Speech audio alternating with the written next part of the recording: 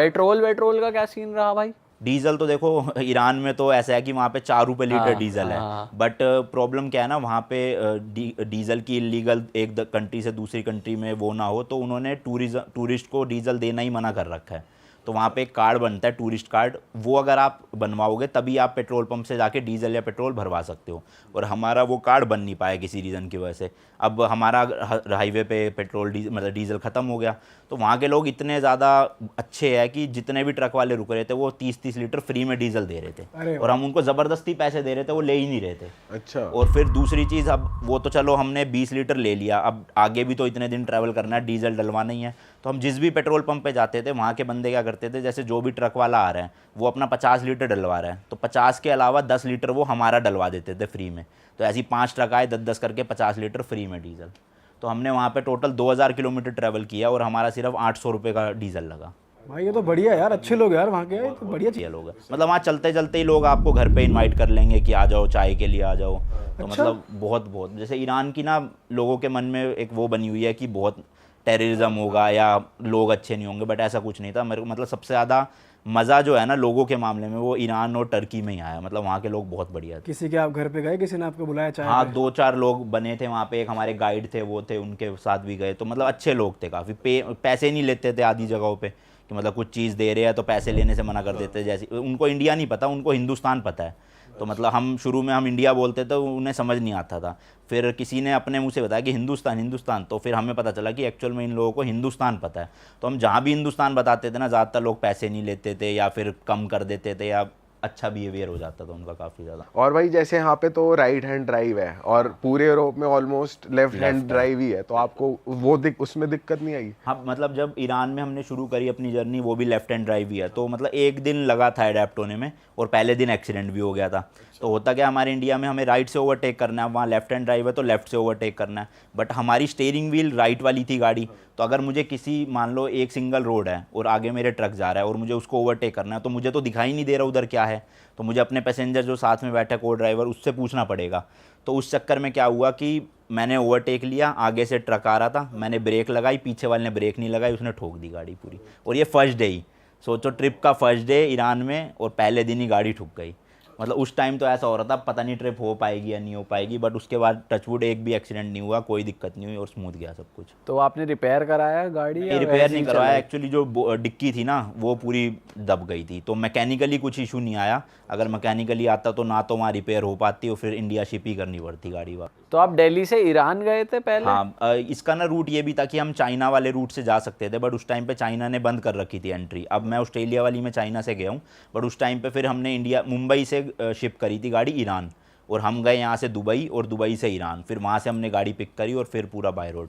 ओह, तो बीच बीच में जब नदी आती है तो आप फेरी? नहीं, वहाँ कोई नहीं है नदी, वहाँ पे पूरा यूके तक आपका बाय रोड है। ईरान से यूके तक पूरा रोड? हाँ हाँ, ईरान से टर्की, टर्की से यूरोप एंटर करो, यूरोप तो बाय रोड कनेक्टेड ही है। फिर फ्रांस से आपका अंडर वाटर टनल है, वो भी बाय रोड ही है एक तरह से आप देखोगे तो। तो पूरा वो है।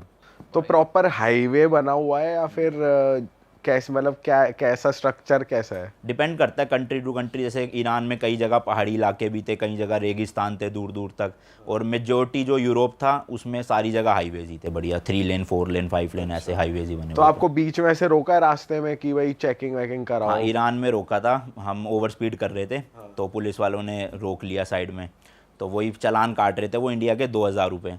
तो हमारा इंडिया में भी थोड़ी सी आदत है ना कि सर देख लो जो बन जाए, तो हमने वैसे ही वहाँ ट्राई किया।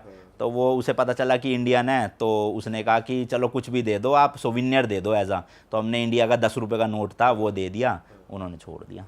अरे तो मतलब चालान नहीं काटा। ये बढ़िया है, उसे मालूम था उसकी बारी 10 रुपए? हाँ, मतलब वो पैसे नहीं मांग रहा था बाद में, वो कह रहा कुछ भी सोविनियर दे दो, सिक्का हो कुछ भी अपनी कंट्री का या दूसरी कंट्री का, वो कह रहा भेंट दे बस दो वैसे मुझे ही दे कोई। दो। हाँ, तो अच्छे थे पुलिस वाले का। भाई ऐसी कोई कंट्री बताओ, सिंस आपने इतनी कंट्रीज ट्रैवल कर लिया गाड़ी के साथ, ऐसी कोई कंट्री बताओ जो आप बोलोगे यार यहाँ पे तो तुम्हें बाय रोड ट्रैवल करना ही चाहिए, फ्लाइट से मत जाओ, ये तो मैं रिकमेंड करता ही करता हूँ अपनी ऑडियंस को। टर्की एक तो, और स्विट्ज़रलैंड। स्विट्ज़रलैंड हमारे पास थोड़ा वीज़ा की दिक्कत थी तो हम ज़्यादा ट्रैवल कर नहीं पाए, बट एक्चुअल में जो इंटरलाकन वाला एरिया है वो वाला, वहाँ पे अगर आप बाय रोड करते हो तो बेस्ट है वो। मतलब अगर आप जा रहे हो यूरोप में स्विट्ज़रलैंड, तो आप या तो बाय रोड करो या वहाँ की जो ट्रेन्स है उसमें ट्रैवल करो। मतलब पब्लिक ट्रांसपोर्ट इसके अलावा करोगे उतना मज़ा नहीं आएगा। ड्राइविंग का बहुत मज़ा आता है स्विट्ज़रलैंड में। और बाकी टर्की में हम कैपेडोकिया साइड से एंटर किए थे ऊपर वाले एरिया से, तो वो एरिया बहुत सुंदर है। मतलब आपने देखा होगा फोटो वीडियोस में हॉट एयर बलून उड़ते हैं जहाँ पे, तो वो मतलब वहाँ पे अजीबोगरीब से स्ट्रक्चर्स बने हुए हैं पहाड़ों के कटे हुए, तो वो ड्राइव करने का अलग ही मज़ा आता है। अच्छा। बाकी ईरान में गर्मी बहुत थी, मतलब उस टाइम हम जब गए थे 48-49 डिग्री था, और डीजल हाईवे पे ही ख़त्म हुआ तो गाड़ी भी नहीं ऑन हो रही थी, और 48 में हम हाथ दे रहे ट्रक वालों को, फिर वहाँ रोक ही लिया था उन्होंने और दे दिया था, ऐसी दिक्कत नहीं हुई। भाई आप स्कॉर्पियो एन लेके ऑस्ट्रेलिया कैसे पहुंच गए बाय रोड, वो थोड़ा एक्सप्लेन करो, और वो आपकी जर्नी कैसी रही, वो ट्रिप कैसी थी, ऑस्ट्रेलिया के बारे में थोड़ा बताओ। तो ये वाली ट्रिप मैंने जस्ट अभी करी है, मैं नवंबर 2023 में निकला था और अभी इसी महीने ख़त्म हुई है वो ट्रिप, तो लगभग 6-7 महीने की वो ट्रिप थी। उसमें से हम देखो सबसे पहले यहाँ से इंडिया से गए नेपाल। नेपाल तो नॉर्मल है, कई लोग गए हुए गाड़ी से। उसके बाद जो है ना, वो लोगों को पता नहीं है कि आप चाइना भी एंटर कर सकते हो बाय रोड। जैसे लोगों को लगता है कि इंडिया चाइना के बीच में काफ़ी वो चल रही है, तो आप बाय रोड ट्रैवल नहीं कर सकते वहाँ, बट ऐसा नहीं है। इंडिया और चाइना के बीच में भी काफ़ी बॉर्डर्स है, बट आप वो नहीं कर सकते, पर आप नेपाल से चाइना जा सकते हो। तो वैसे तो अब लोग कहेंगे कि वो तिब्बत है, चाइना नहीं है, बट वो अब चाइना के अंडर ही है, तो हम उस चीज़ में ज़्यादा पॉलिटिकली जाना नहीं चाहेंगे जो भी है, बट अभी करंटली वो चाइना के अंडर ही आता है। वहाँ पे इमिग्रेशन ऑफिसर्स, पुलिस सब चाइना की है। तो नेपाल से तिब्बत का बॉर्डर है, और उस बॉर्डर को मतलब मैंने अपनी गाड़ी से लगभग 37 बॉर्डर्स क्रॉस किया है, और उस बॉर्डर का जो एक्सपीरियंस था ना, वो दिल में धक धक धक धक कॉन्टीन्यूसली होना, वो एक बताओ अलग ना भाई, उसको डिटेल में बताओ। मतलब एक तो देखो यार, चाइना में ना रिस्ट्रिक्शंस बहुत हैं। जैसे हमें जो हमारे गाइड थे ना, मतलब आप चाइना में अकेले ट्रैवल नहीं कर सकते आप, अगर अपनी गाड़ी से कर रहे हो। आप फ्लाइट से जा रहे हो, बीजिंग जाओ, कोई रोक टोक नहीं है, कुछ नहीं है। बट अगर आप बाय रोड ट्रैवल कर रहे हो, तो आपको एक परमानेंट 24 घंटे एक गाइड रखना पड़ेगा, जो वहाँ की गवर्नमेंट से अप्रूव्ड होगा। वो हमारी ही गाड़ी में ट्रैवल करेगा, सेम होटल में रुकेगा, और जब तक आप एंटर करे हो और जब तक एग्जिट करे हो, उतने दिन वो आपके साथ रहेगा।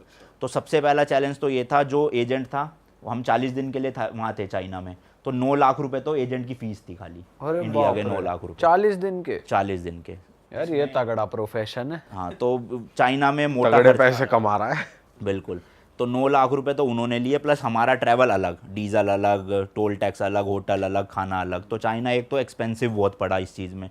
दूसरी चीज़, वहाँ पे रिस्ट्रिक्शंस बहुत थी। आपका जैसे ही आप बॉर्डर क्रॉस करोगे ना, वहाँ पे इमिग्रेशन ऑफिसर्स खड़े, आपका फ़ोन चेक करते हैं लिटरली खोल के, कि आपके फ़ोन में दलाई लामा की कोई फ़ोटो तो नहीं है, ठीक है। दूसरी चीज़, चाइना के खिलाफ आपने कुछ पोस्ट तो नहीं कर रखा, या कुछ ऐसा चीज़ तो नहीं है ऑब्जेक्शनेबल, कोई पोर्न वीडियोस तो नहीं है, कुछ वैसा कंटेंट तो नहीं है, कोई बुक तो नहीं आप कैरी कर रहे हैं। तो स्ट्रिक्टनेस बहुत है वहाँ पे। तो उस चीज़ को लेकर डर बहुत लग रहा था कि एंट्री रिजेक्ट ना हो जाए, 9 लाख रुपए भर चुके हैं, ट्रिप की भी फिर ऐसी तैसी मच जाएगी पूरी।